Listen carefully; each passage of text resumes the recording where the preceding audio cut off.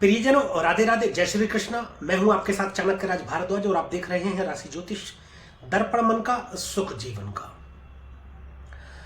प्रियजनों, आकाश मंडल में लाखों करोड़ सितारे एक साथ एकत्रित हो जाने के बावजूद भी चंद्रमा का मुकाबला नहीं कर सकते। यानी कि जिस तरीके से चंद्रमा जगमगाता है या चंद्रमा दिखता है, वैसे सितारे हजारों करोड़ों सितारे मिलकर भी नहीं कर सकते। परंतु एक सितारा अवश्य ही आपने देखा होगा जो बहुत ज्यादा चमकीला दिखाई देता है और वह देखते ही बनता है, तो वह है शुक्र ग्रह। तो आज हम उसी शुक्र की बात करने वाले हैं। तो मैं आपको एक छोटी सी कहानी के माध्यम से समझाता हूं दैत्य गुरु शुक्राचार्य के विषय में। हजारों हजार साल पूर्व एक ऋषि हुए जिनका नाम भृगु था। सभी जानते हैं भृगु ऋषि के विषय में, जो कि भृगु संहिता के रचयिता भी हैं, भृगुनंदी नाड़ी। उनके पुत्र हुआ जिसका नाम रखा गया कवि। बालक कवि जब शिक्षा योग्य हुआ तो भृगु ऋषि ने उन्हें महान ऋषि अंगिरस के आश्रम में शिक्षा ग्रहण करने के लिए भेज दिया। कवि शिक्षा ग्रहण करने लगा अंगिरस के आश्रम में। वहां पर अंगिरस का अपने पुत्र जीव, जिनका नाम था, वह भी शिक्षा ग्रहण करते थे। दोनों बालकों में मित्रता हो गई, यानी कि जीव और कवि आपस में मित्र हो गए। और भी मेधावी छात्र थे वहां पर, वह सब जो है शिक्षा ग्रहण करने लगे। जब काफी समय शिक्षा ग्रहण करते हुए हो गया तो ऋषि अंगिरस ने सोचा कि एक बार इनकी परीक्षा ली जाए, देखा तो जाए कौन बच्चा कितना मेधावी है, किस बच्चे ने कितना सीखा है। ऐसी मन में मंशा लिए उन्होंने दो बच्चों को चुना, एक कवि और दूसरे उनके अपने सुपुत्र जीव। दोनों को सामने बिठाया और कुछ प्रश्न किए। तो जो प्रश्न अंगिरस कर रहे थे, ऋषि अंगिरस कर रहे थे, उनका जवाब बहुत तीव्रता और बुद्धिमत्ता का जो है परिचय देते हुए जो बालक कवि था बहुत तेजी से दे रहा था, परंतु जीव थोड़ा सोच विचार करता था और थोड़ा धीमा उत्तर देता था या उत्तर दे ही नहीं पाता था। ये सोच करके अंगिरस बहुत दुखी हुए। ऋषि अंगिरस ने सोचा कि जो कवि है बालक, ये तो बड़ा मेधावी है और बड़ा प्रतिभाशाली बच्चा है। ये कम समय में ज्यादा शिक्षा ग्रहण करने की पावर यानी ताकत रखता है। इतनी इसके अंदर प्रतिभा है, बहुत तीव्र और बहुत तेजी से बुद्धिमत्ता का परिचय देते हुए प्रश्नों के उत्तर देता है। लेकिन मेरा बेटा थोड़ा पिछड़ रहा है। ऐसा मन में विचार आ जाने के बाद उन्होंने सोचा कि मैं अपने बेटे जीव को अलग से शिक्षा दूं। जैसे आज के टाइम में ट्यूशन बोला जाता है, उस समय में उन्होंने सोचा कि मैं जीव को अलग से शिक्षा दूं जिससे मेरा बच्चा भी या मेरा बेटा भी ऐसा ही प्रतिभाशाली बने। तो ऐसी मंशा से वो जीव को अलग से पढ़ाने लगे और बालक कवि की उपेक्षा करने लगे। कुछ ही समय बाद ये कवि को समझ आ गया और कवि ने एक बार प्रश्न पूछा, जी गुरुदेव, आप मेरे साथ ऐसा क्यों कर रहे हैं? मैंने देखा है कि जब आप और विद्यार्थियों को शिक्षा दे रहे होते हैं तो मुझे कोई और काम बता देते हैं जिससे मेरे को शिक्षा नहीं मिल पाती है, मैं शिक्षा ग्रहण नहीं कर पाता हूं।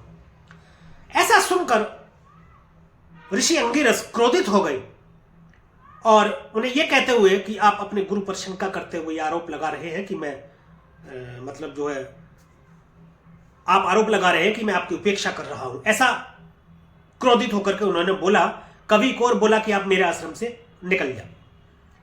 तो कवि उनके आश्रम से निकलकर एक और महान ऋषि गौतम ऋषि के आश्रम में जा पहुंचा और वहां पर गौतम ऋषि ने उसको शरण दी और शिक्षा ग्रहण करने लगा। कवि की शिक्षा पूर्ण हुई तो गौतम ऋषि ने बोला कि तुम बहुत प्रतिभाशाली हो और आप में मतलब अत्यधिक प्रतिभा है और मेरे पास जितनी शिक्षा थी वह सब मैं आपको दे चुका हूं, सब मैं तुमको दे चुका हूं और पृथ्वी पर अब कोई ऐसा है भी नहीं जो आपको इससे आगे की शिक्षा दे सके। तो हे बालक, आप देवादिदेव महादेव की उपासना करें, महादेव की आराधना करें, वही आपको इसके आगे की शिक्षा देंगे। उन्होंने गुरु की आज्ञा का पालन करते हुए देवादिदेव महादेव की तपस्या शुरू करी, आराधना शुरू करी। हजारों साल तक उन्होंने तपस्या करी। उसके बाद महादेव प्रसन्न हुए और उन्हें दर्शन दिए और उन्हें वरदान दिया, ऐसा वरदान जो पृथ्वी पर किसी के पास नहीं था।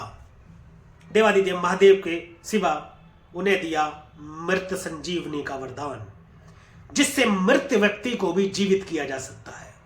परंतु यहां एक बात स्पष्ट करना आवश्यक है कि जब देवादिदेव महादेव ने कवि को ये वरदान दिया, तब तक वह कवि दैत्यों के गुरु बन चुके थे। अब तो दैत्यों को मतलब दैत्यों को आनंद होने लगा, आनंद आने लगा दैत्यों को। तो वो तो जान गए कि हम तो अगर कोई मरेगा तो हमारे गुरु उसको जीवित कर देंगे, अगर कोई मरता तो दैत्य गुरु कवि जो है उसको जीवित कर देते। तो उन्होंने देवताओं से भी जो है मतलब लड़ाई करनी आरंभ कर दी, देवताओं के सब राज पर कब्जा करना शुरू कर दिया। तो देवताओं में त्रैमाम हुआ और देवादिदेव महादेव के पास जाकर के वो ये गुहार लगाई उन्होंने कि शंकर महादेव हमें बचाइए, ऐसे ऐसे बात हो गई है। तो शंकर भगवान ने क्या किया, अपना आकार बढ़ाया और कवि को अपने मुंह में रखकर निकल गए। अब कवि पेट में जाने के बाद तो कुछ कर नहीं सकते थे, क्योंकि मृत्यु संजीवनी विद्या तो वहां काम आएगी नहीं, वो तो काम जब आएगी जब वहां से बाहर निकलेंगे। तो उन्होंने अपनी बुद्धि का परिचय देते हुए, यानी बुद्धि लगा करके अपना दिमाग लगाया और वहीं बैठ करके महादेव की आराधना शुरू कर दी, पेट में बैठ करके। बहुत वर्ष हो गए वहां बैठे बैठे महादेव की आराधना करते हुए, बहुत समय हो गया। तो महादेव भी प्रसन्न हो उठे, उन्होंने कहा ये मेरा भक्त अजीब है, ऐसा कोई भक्त नहीं हुआ, मैं इसको निकल गया हूं और ये अंदर बैठ करके ही मेरी आराधना कर रहा है, मेरी पूजा कर रहा है। भोलेनाथ है, भोले हैं, प्रसन्न हो गए और उसको बाहर निकाला और वरदान दिया कि आज से तुम कवि नहीं शुक्र आचार्य के नाम से जाने जाओगे और तुम्हें नवग्रह में स्थान मिलेगा। तो तब शुक्राचार्य ग्रह बने देवादिदेव महादेव के वरदान से। यह कहानी इसलिए मैंने बताई क्योंकि 18 जनवरी सन 2024 को रात्रि 8:46 पर दैत्य गुरु शुक्र देवगुरु बृहस्पति के स्वामित्व वाली राशि धनु में गोचर कर रहे हैं। जो अंगिरस के पुत्र जीव के बारे में हमने बताया, वह जीव बृहस्पति है। इसीलिए दोनों के बारे में बताना जरूरी था, क्योंकि दोनों बहुत ही प्रतिभाशाली, बहुत ही ज्ञानी और बहुत ही ताकतवर, बहुत ही शक्तिशाली ग्रह हैं। देवगुरु बृहस्पति कैसे ग्रह बने, इसके विषय में हम आगे चर्चा करेंगे फिर किसी और वीडियो में। लेकिन आज यहां दोनों के विषय में बताना इसलिए जरूरी था क्योंकि देवगुरु बृहस्पति की राशि में दैत्य गुरु शुक्र गोचर करने जा रहे हैं। तो शुक्र कैसे ग्रह बने, दोनों ही अत्यंत प्रतिभाशाली और बहुत शक्तिशाली है, परंतु दैत्य गुरु शुक्राचार्य थोड़ा ऊपर है। तो शुक्र के राशि परिवर्तन का आपके ऊपर क्या प्रभाव रहने वाला है, इसी विषय में हम विस्तार से चर्चा कर रहे हैं। और आज जिस राशि के विषय में हम चर्चा करेंगे प्रियजनों, वह है मिथुन राशि। तो प्रियजनों मेरे साथ बने रहिएगा, अंत तक कहीं मत जाइएगा। वीडियो में मैं बताऊंगा मिथुन लगन और मिथुन राशि के जातकों पर शुक्र के गोचर का क्या प्रभाव रहने वाला है। और वीडियो के अंत में मैं कुछ उपाय भी ऐसे बताऊंगा कि यदि शुक्र आपको नेगेटिव प्रभाव दे रहे होंगे तो कुछ हद तक उनके नेगेटिव प्रभावों को कम कर सकते हैं, और पॉजिटिव प्रभाव यदि दे रहे होंगे तो कुछ हद तक उन प्रभावों को बढ़ा सकते हैं। तो प्रियजनों चलिए शुरू करते हैं, ज्यादा देर नहीं करते। आपकी राशि से शुक्र देव का गोचर सप्तम भाव में हो रहा है। सप्तम भाव दांपत्य का भाव है, व्यापार का भाव है, साझेदारी, पार्टनरशिप। सप्तम भाव विदेश भी देखा जाता है सप्तम भाव से। अगर शुक्र देव है ही विवाह के कारक, दांपत्य के कारक, प्रेम, विलासिता, भोग, कामुकता, धन दौलत, ऐश्वर्य, संपूर्ण सुख की प्राप्ति करा देने वाले, वाहन सुख की प्राप्ति करा देने वाले, गायन, नृत्य कला, ये सब के कारक शुक्र, सौंदर्य प्रसाधन, इन सब के कारक शुक्र देव है।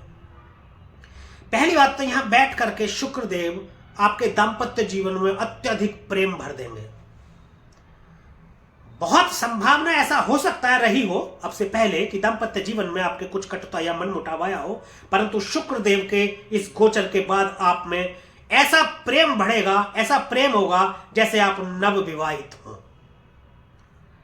प्रेम के कारक हैं शुक्र, जहां होते हैं प्रेम भर देते हैं। व्यापार यदि आप कर रहे हैं या किसी साझेदारी में व्यापार कर रहे हैं, देखिए सुख के कारक है, धन दौलत के कारक है। व्यापार में इतनी बढ़ोतरी कर देंगे कि धन के ढेर लगा देंगे। सप्तम भाव में विराजमान है, धन का ढेर लगाने के लिए क्या होगा, क्योंकि व्यापार को बढ़ना होगा। व्यापार बढ़ेगा तभी तो आपको धन की प्राप्ति होगी। तभी तो धन लाभ होगा। व्यापार बढ़ेगा तो धन का लाभ होगा, धन की प्राप्ति होगी। पार्टनरशिप को मजबूत करेंगे कि बॉन्डिंग मजबूत करेंगे आपकी, विदेशों से लाभ कराएंगे आपका। एक्सपोर्ट या इंपोर्ट या एक्सपोर्ट का यदि कोई कार्य करने का सोच रहे हैं या शुरू करना चाहते हैं तो कर सकते हैं आप। उसमें आपको नई गति और एक ऊंचाई देंगे, और यदि आप कर रहे हैं पहले से तो उसमें भी आपको बढ़ोतरी देंगे। शीघ्र विवाह के योग बनते हैं परिजनों। प्रेम विवाह के भी योग बनते हैं यदि करना चाहते हैं आप तो। कुछ अड़चने यदि आपसे पहले आ रही थी तो आप इस बार आप तेजी कर सकते हैं, यानी प्रयास तेज कर सकते हैं। प्रेम विवाह के प्रबल योग बनते हैं, प्रेम संबंधों के भी योग बनते हैं, रिलेशन में किसी के आ सकते हैं आप। बात करते हैं परिजनों, आपकी राशि से जो शुक्र देव है वह 12वें भाव के और 5वें भाव के स्वामी बने हैं, खर्च के स्वामी बने हैं। 12वां भाव व्यय का भाव है, विदेश का भाव है, हॉस्पिटल का भाव है, शैया सुख का भाव है, कोर्ट कचहरी मुकदमा जेल इत्यादि का भाव 12वां है। पंचम भाव संतान का भाव है, प्रेम रिलेशनशिप संबंध राजनीति निवेश इत्यादि, इन सब चीजों में इनके मालिक बने शुक्रदेव आपको बहुत फायदा पहुंचाने वाले हैं। निवेश में बहुत शानदार प्रॉफिट आपको कराने वाले, लाभ कराने वाले। हो सकता है कोई प्रेम संबंध आपके हो अभी। देखिए मैंने बताया था ना, प्रेम विवाह के स्वामी, प्रेम विवाह के प्रबल योग बन रहे, पंचम भाव के स्वामी बनकर के सप्तम भाव में बैठे प्रेम विवाह के योग बन रहे हैं। परंतु परस्त्री गमन न करने की आपको सलाह दी जाती है, क्योंकि 12वें भाव के स्वामी है। सैया सुख देखते हैं 12वें भाव से, तो अधिक संभावना है कि अवैध संबंधों को स्थापित करें। उससे सावधान रहने की स्थिति मतलब बहुत ज्यादा जरूरत है, क्योंकि हो सकता है उसके चलते आपको कष्ट की स्थिति का सामना करना पड़े। तो ये कुछ सावधानी भी आपको बरतनी है। राजनीति में अच्छे फल की प्राप्ति आपको कराएंगे, ज्ञान की प्राप्ति कराएंगे। 5वां भाव ज्ञान का भी भाव है। संतान प्राप्ति के योग बनते हैं आपके। यदि गर्भवती महिलाएं हैं तो उनको भी संतान प्राप्ति के योग बनते हैं। यदि आप संतान प्राप्ति के लिए प्रयास कर रहे हैं तो इस दौरान आपको सफलता मिलेगी। पंचम भाव संतान का भाव भी है। यहां बैठकर लगन में दृष्टि डालेंगे तो आपकी प्रतिभा को, आपके अंदर एक अलग चमक लाने का काम करेंगे शुक्रदेव। लेकिन उसके लिए आपको क्या है कि साफ सुथरा रहना पड़ेगा, उसके अनुसार रहना पड़ेगा। वैसे तो शुक्र जब लगन में बैठते हैं, लगन में दृष्टि डालते हैं, तो आपका अपने आप ही सजने संवरने का मन करता है, अच्छे प्रकार से आप जो है रहने का मन करता है, अच्छे कपड़े पहनना, अच्छे तरीके से रहना, सब चीजें सारी सुख सुविधाओं से आपको संपन्न करा देंगे।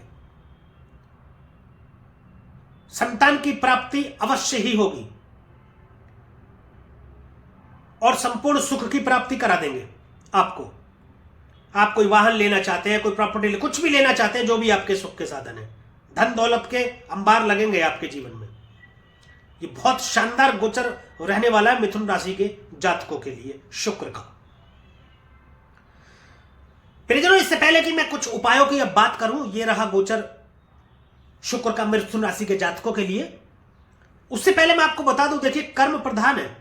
आप अपने कर्मों को अच्छा रखें, दूसरों के प्रति अपने मन में कुविचार न रखें, गलत विचार न रखें, अच्छा सोचें, दूसरे के नुकसान का ना सोचें, तो सभी ग्रह अच्छा फल प्रदान करेंगे। यदि कर्म आप अपने अच्छे नहीं रखते तो आपको सभी ग्रह बुरा फल प्रदान करेंगे। अब कुछ उपाय की बात कर लेते हैं परिजनों। ससुराल, यदि कोई व्यापार आप करना चाहते हैं, शुरू करना चाह रहे हैं, तो ससुराल के किसी भी सदस्य को अपने व्यापार में साझेदार न बनाएं, अन्यथा संबंध तो खराब हो गए ही हो गए, व्यापार में भी नुकसान की स्थिति बनेगी।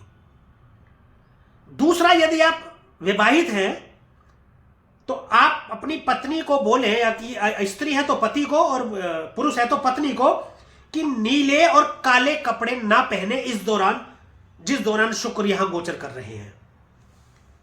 लाल गाय की सेवा करें और रोजाना दुर्गा सप्तशती का पाठ अवश्य करें। यह बहुत ज्यादा अधिक लाभकारी रहेगा आपके लिए।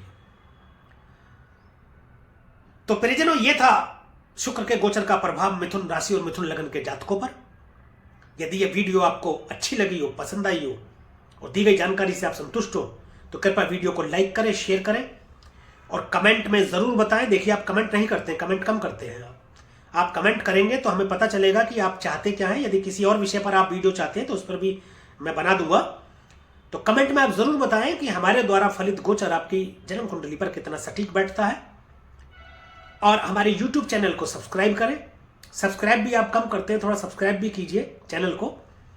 और बेल आइकन बटन को बिल्कुल भी दबाना ना भूलें, ताकि इसी प्रकार की और भी महत्वपूर्ण जानकारियां आपको समय समय पर मिलती रहें। अब मुझे दीजिए आज्ञा, आज के लिए और अभी के लिए इतना ही। मिलेंगे अगली वीडियो में, एक और राशि के विषय में चर्चा करेंगे, शुक्र के गोचर के प्रभाव की। तब तक के लिए प्रियजनों, राधे राधे, जय श्री कृष्ण। और आप देखते रहिए राशि ज्योतिष, दर्पण मन का और सुख जीवन का।